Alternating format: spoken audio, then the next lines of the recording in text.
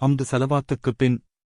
இந்த காணொளிப் படலம் இஸ்லாமிய அளவுகோல்களின்படி உலக மோகம் என்றால் என்ன என்பது பற்றியும், ஏன் இது இஸ்லாத்தில் கண்டிக்கப்படுகிறது என்பதைப் பற்றியும், உலக மோகம் வரலாற்றில் முஸ்லிம்களை வளர்த்துவிட்டதா அல்லது வீழ்த்தியதா, கண்ணியத்தை தேடித் தந்ததா அல்லது கேவலத்தை ஊட்டியதா என்பதைப் பற்றியும், உலகத்துடன் எப்படி முஸ்லிம்கள் நடந்து கொண்டால் அது உலக மற்றும் மறுமையில் ஈடேற்றமாக அமையும் வெற்றியை தேடித்தரும் என்பதைப் பற்றியும் அலசும் ஒரு இஸ்லாமிய மற்றும் வரலாற்று ஆவணமாகும்.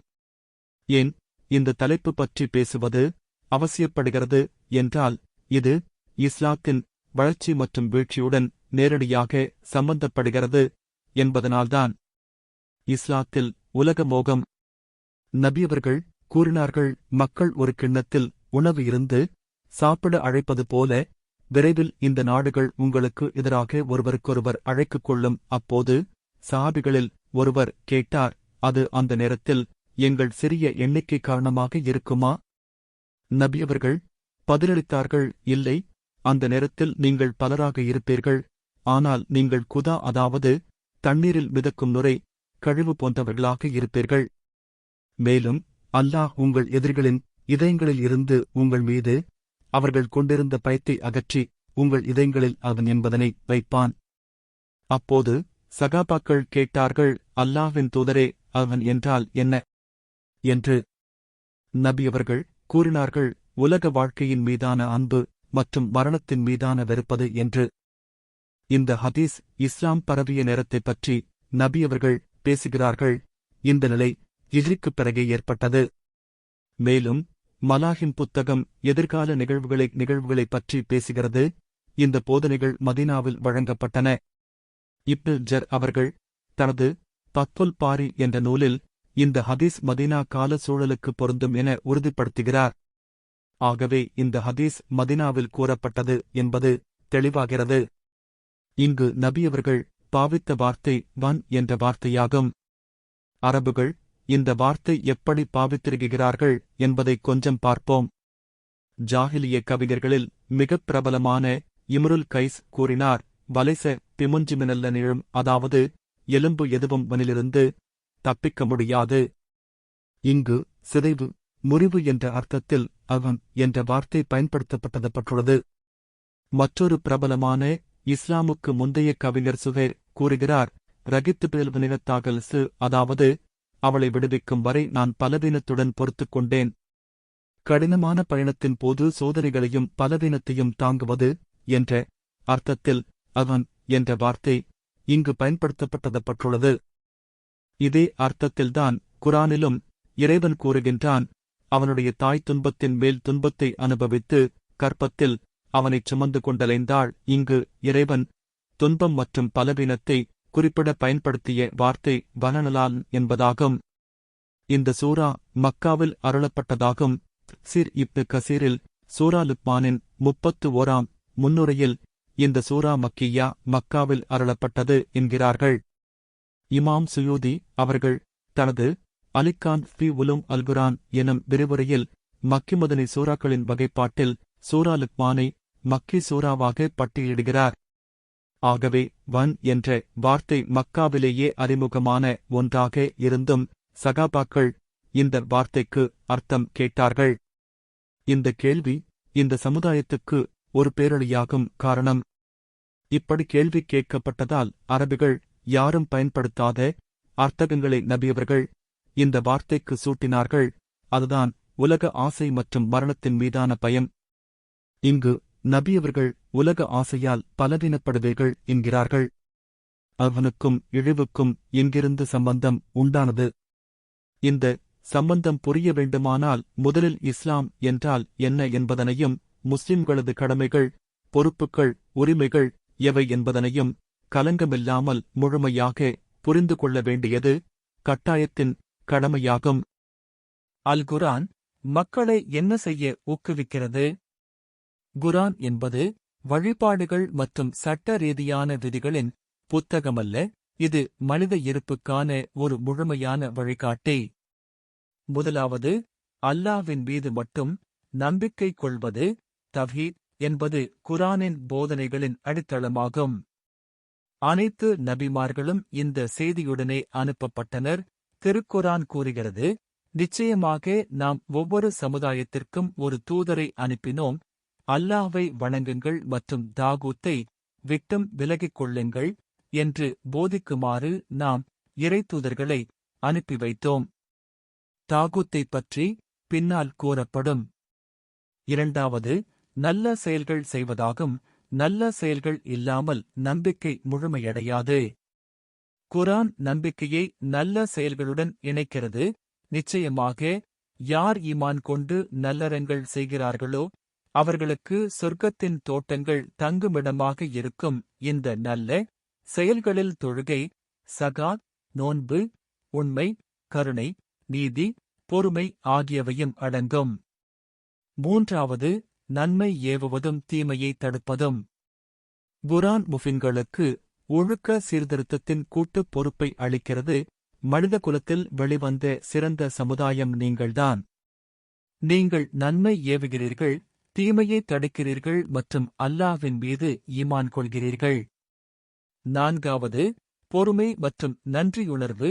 வாழ்க்கையின் சோதனைகளை உறுதியாக எதிர்கொள்ள பொறுமை மிக அவசியப்படுகிறது. குரான் மீண்டும் மீண்டும் பொறுமை மற்றும் நன்றியுணர்வை வலியுறுத்துகின்றன. குரான் கூறுகிறது, நிச்சயமாக நாம் உங்களை பயம், பசி, செல்வம், உயிர்கள் மற்றும் பழங்களின் இழப்பு ஆகியவற்றால் சோதிப்போம். ஆனால் பொறுமையாளர்களுக்கு நபியே நற்செய்தி கூறுவீராக. மேலும் நன்றியுணர்வைப் பற்றி நீங்கள் நன்றி செலுத்தினால் நிச்சயமாக நான் உங்களுக்கு அதிகரிப்பேன் என்கிறான். ஐந்தாவது, உலகத்தை விட மறுமையை நாடுவது. குரான் முஃமின்களை மறுமைக்கு முன்னுரிமை அளிக்க கட்டளையிடுகிறது. அல்லாஹ் உங்களுக்கு அளித்தவற்றின் மூலம் மறுமையின் வீட்டை தேடிக்கொள்ளுங்கள். மேலும் உலகத்தில் உங்கள் பங்கை மறக்காதீர்கள். இவ்வாறு குரான் சமநிலையை ஊக்குவிக்கிறது. உலகத்தை நியாயமான முறையில் பயன்படுத்துங்கள், ஆனால் மறுமையை நினைவில் கொண்டே எப்போதும் செயலாற்றுங்கள். அல்குரான் உலகத்தை குறித்து என்ன தத்துவத்தை கூறுகிறது? குரான் துன்யாவின் தற்காலிகமான இயல்பை தெளிவாக விவரிக்கிறது. முதலாவது, துன்யா ஒரு சோதனைகளும்.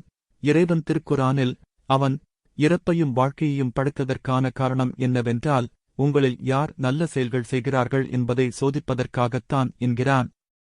வாழ்க்கையின் சந்தோஷங்கள், கஷ்டங்கள், செல்வம், வறுமை, சக்தி, பலவீனம் இவை அனைத்தும் நிரந்தரமான உண்மைகள் அல்ல, சோதனைகள் மட்டுமே. இரண்டாவது, துன்யா கடந்து போகக்கூடிய ஒரு தற்காலிக கூடாரம் மட்டுமே. இறைவன் திருக்குரானில் இவ்வுலக வாழ்க்கை விளையாட்டு, பொழுதுபோக்கு, அலங்காரம், ஒருவருக்கொருவர் பெருமை பேசுதல், செல்வம் மற்றும் குழந்தைகளின் அதிகரிப்பில் போட்டி போடுவது மட்டுமே. இதன் உதாரணம் மழை போன்றது. அதன் விளைவாக செடி வளர்ந்து விவசாயிகளை மகிழ்விக்கிறது. பின்னர் அது வறண்டு மஞ்சள் நிறமாக மாறுவதை நீங்கள் காண்கிறீர்கள். பின்னர் அது சிதறிய குப்பையாக மாறுகிறது என்கிறான். இங்கே குரான் துன்யாவை ஒரு பயிருடன் ஒப்பிடுகிறது. அதன் ஆரம்பத்தில் அழகாக பளபளத்தது, செழித்தாலும் தவிர்க்க முடியாமல் வாடி இறந்து போகும். மூன்றாவது, துன்யா இலக்கு அல்ல. இறைவன் திருக்குரானில் இவ்வுலக வாழ்க்கை விளையாட்டும் பொழுதுபோக்கும் மட்டுமே. அவர்கள் இதனை அறிந்திருந்தால் நிச்சயமாக மறுமையின் வீடு அதுவே நிரந்தரமான வாழ்க்கையாகும். இங்கு இறைவன் மறுமையைப் பற்றி கவலைப்படாமல் உலகத்தை பின்தொடர்பவர்கள் இழப்பை மட்டுமே காண்பார்கள் என்கிறான். நான்காவது, ஹலாலான முறையில் துன்யாவை அனுபவிக்கவும் ஆனால் தன்னடக்கத்துடன் இருக்கவும் வழிகாட்டப்படுகிறது. துன்யாவின் மீதான ஆசையை கண்டிக்கும் போது இறைவன் ஹலாலான முறையில் அனுபவிப்பதை அனுமதிக்கிறான். இறைவன் திருக்குரானில், நபியே, நீர் கேட்பீராக, அல்லாஹ் தன் அடியார்களுக்காக வெளிப்படுத்தியுள்ள ஆடை அழகுகளையும் உணவு வகைகளில் தூய்மையானவற்றையும் தடுத்தது யார்? இன்னும் கூறும், அவை இவ்வுலக வாழ்க்கையில் நம்பிக்கையாளர்களுக்கு அனுமதிக்கப்பட்டவையே, எனினும் மறுமையில் அவர்களுக்கு மட்டுமே சொந்தமானவையாகவும் இருக்கும். இவ்வாறு நாம் நம் வசனங்களை அறியக்கூடிய மக்களுக்கு விவரிக்கின்றோம் என்கிறான். ஆகவே இவைகள்தான் இறைவன் கூறும் உலகியல் தத்துவங்கள். இதில் துன்யாவை எப்படி பார்ப்பது, எப்படி பயன்படுத்துவது என ஒரு தொகுப்பாக இறைவன் தெளிவுபடுத்துகிறான். உலகத்தின் மீதான மோகம் இஸ்லாத்தை எவ்வாறு பாதிக்கிறது என்பதனை இப்போது பார்க்கலாம். இவ்வுலகின் இன்பங்கள், அதிகாரங்கள், செல்வங்கள் ஆகியவற்றை அடைவதற்கு மறுமை வாழ்வை விற்பதுதான் உலகத்தின் மீதான மோகம் என்று அழைக்கப்படுகிறது. நபி அவர்கள் கூறினார்கள், உலகத்தின் மீதான மோகம் ஒவ்வொரு பாவத்தினதும் மூலமாகும். இதன் பொருள் என்னவென்றால், உலக மோகம்தான் அல்லாஹ்வின் கட்டளைகளுக்கு முன்னால் கீழ்ப்படியாத நிலைமைக்கு காரணமாக அமைகிறது. முதலாவது, உலக மோகம் மனித ஆன்மாவில் அசுத்தத்தை ஏற்படுத்துகிறது. இது இதயத்தை குருடாக்குகிறது. இதனால் ஒருவன் மரணம் அல்லது மறுமை மீது அசட்டை, பொடுபோக்கு தனத்தை உண்டாக்குகிறது. இரண்டாவது, உலக மோகம் அகம்பாவம், பேராசை மற்றும் அநீதியை வளர்க்கிறது. மக்கள் செல்வத்தை குவிக்கிறார்கள், மோசடி செய்கிறார்கள், அடக்குமுறை செய்கிறார்கள். மக்கள் மத்தியில் தனது தராதரத்தை தக்க வைத்துக் கொள்ள எந்த செயல் செய்யவும் துடிக்கிறார்கள். இது ஒழுக்கச் சீரழிவுக்கு வழிவகுக்கிறது. உலகியல் இலக்குகளை அடைய எந்த வழியையும் மக்கள் நியாயப்படுத்த தொடங்கிவிடுகிறார்கள்.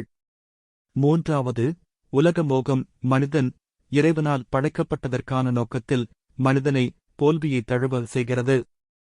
இறைவன் திருக்குரானில், எவரேனும் இவ்வுலக வாழ்க்கையையும் அதன் அலங்காரத்தையும் நாடினால் அவர்களுடைய செயல்களுக்குரிய பலன்களை இவ்வுலகத்திலேயே நிறைவேற்றுவோம், அவற்றில் அவர்கள் குறைவு செய்யப்பட மாட்டார்கள். இத்தகையோருக்கு மறுமையில் நரக நெருப்பைத் தவிர வேறெதுவுமில்லை. இவ்வுலகில் இவர்கள் செய்த யாவும் அழிந்துவிட்டன, அவர்கள் செய்து கொண்டிருப்பவை யாவும் வீணானவையே என்கிறான்.